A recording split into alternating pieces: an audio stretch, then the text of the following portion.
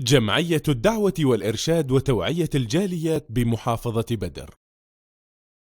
সম্মানিত প্রশ্নকারী ভাই, আপনি যে বিষয়ে জানতে চেয়েছেন, মৃত ব্যক্তিরা কি জীবিতদেরকে দেখতে পায় যখন জিয়ারা করতে যায়? পরকালের জীবন এটি হলো গায়েবী বিষয়, অদৃশ্যের বিষয়। মৃতরা জীবিতদেরকে দেখতে পায় কিনা বা অনুভূতি হয় কিনা, এই বিষয়ে আল্লাহ রাব্বুল আলামিন ভালো জানেন। যদিও সাহাবী এবং তাবি থেকে বিভিন্ন বর্ণনায় বর্ণিত রয়েছে যে পৃথিবীতে যারা পরিচিত ছিল, আখেরাতে বা পরকালের জীবনে তথা কবরে যখন যায়, যখন তাদেরকে জিয়ারা করতে যায়, তখন তারা বুঝতে পারে বা শুনতে পারে। এটি সহিহ হাদিস দ্বারা কোনো ভিত্তি নেই। তবে দেখতে পাক বা না পাক, এ বিষয়ে আমাদের কোনো উপকার আসবে না, কোনো ক্ষতিও হবে না। তবে আমাদের উচিত যেটা সুন্নত জিয়ারা, যেটা আমরা কোরআন এবং সুন্নাহ থেকে আমরা জেনেছি, এই সুন্নত জিয়ারা করা, তাদের জন্য দোয়া করা। আমরা যদি জিয়ারা করি তাহলে আমাদের উপকার হবে, যেটি হলো যে পরকালের কথা স্মরণ হবে, মৃত্যুর কথা স্মরণ হবে, ঈমান বৃদ্ধি হবে, আমলের দিকে মনোযোগী। আর মৃত ব্যক্তিরা আমাদের থেকে উপকৃত হবে, আমরা তাদের জন্য দোয়া করব, আল্লাহ রাব্বুল আলামিনের কাছে তাদের জন্য ক্ষমা প্রার্থী হব, এ দিয়ে তারা উপকৃত হবে। তবে তারা শুনতে পাক বা দেখতে পাক, কোনো স্পষ্ট কোনো দলিল নেই যে তারা শুনতে পারে বা দেখতে পারে। এটা আল্লাহ রাব্বুল আলামিন ভালো জানেন।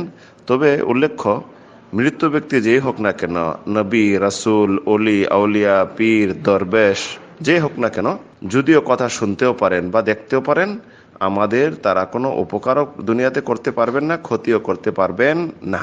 তবে আমাদের উচিত সুন্নত যেটা হলো আমরা জিয়ারা করব, তাদের জন্য দোয়া করব এবং আমরা মৃত ব্যক্তিদের থেকে উপদেশ গ্রহণ করব যে তারা মৃত্যুবরণ করেছে, তারা পরকালের জীবনে চলে গেছে, আমরা অপেক্ষামান, আমরাও চলে যাব। তো রাসূল সাল্লাল্লাহু আলাইহি সাল্লাম যেটা কবর জিয়ারা শিক্ষা দিয়েছেন, এটা আমরা জিয়ারা করব। এই বিষয়ে আমরা চেষ্টা করব না যে শুনতে পায় বা না পাক বা উপকৃত হব আমরা শুনলে, না শুনলে ক্ষতি হব, এটা যেন আমাদের মাঝে না আসে। যেমন রাসূল সাল্লাল্লাহু আলাইহি সাল্লাম শিক্ষা দিয়েছেন কবর জিয়ারতের দোয়া, আসসালামু আলাইকুম দারা কওমিন মুমিনিন ওয়া ইন্না ইনশাআল্লাহু বিকুম লাহিকুন নাসআলুল্লাহ লানা ওয়া লাকুমুল আফিয়া ইয়াগফিরুল্লাহু লানা ওয়া লাকুম ইয়ারহামুল্লাহুল মুস্তাকদিমিনা মিন্না ওয়াল মুস্তাখিরিন। আর অন্যান্য দোয়া রয়েছে যেটি আমরা কবর জিয়ারতের দোয়া করব, যেটা আমাদের সুন্নতে, এটা আমরা বাস্তবায়ন করব। শুনতে পাক, দেখতে পাক, এটা আমাদের বিষয় নয়। তবে কবরবাসীদেরকে যারা আহ্বান করে, তাদের কাছ থেকে কিছু উপকৃত হতে চায়, কিয়ামত পর্যন্ত তারা উপকারও করতে পারবে না এবং তাদের কথাও শুনতেও পারবে না। যেমন আল্লাহ রাব্বুল আলামিন বলেছেন, ওয়ামা আনতা বিমুসমিইন মান ফিল কুবুর, যারা কবরবাসী আছে, তুমি হে নবী, তুমি কখনো শোনাইতে পারবে না, তারা শুনতে পারবে না, কারণ তারা পরকালের জীবনে চলে গেছে। আল্লাহ রাব্বুল আলামিন তাদের বিষয়ে ভালো জানেন এবং তাদের নিজস্ব কোনো ক্ষমতা নেই কিছু করার। আল্লাহু আ'লাম, সাল্লাল্লাহু আলা নবিনা মুহাম্মদ।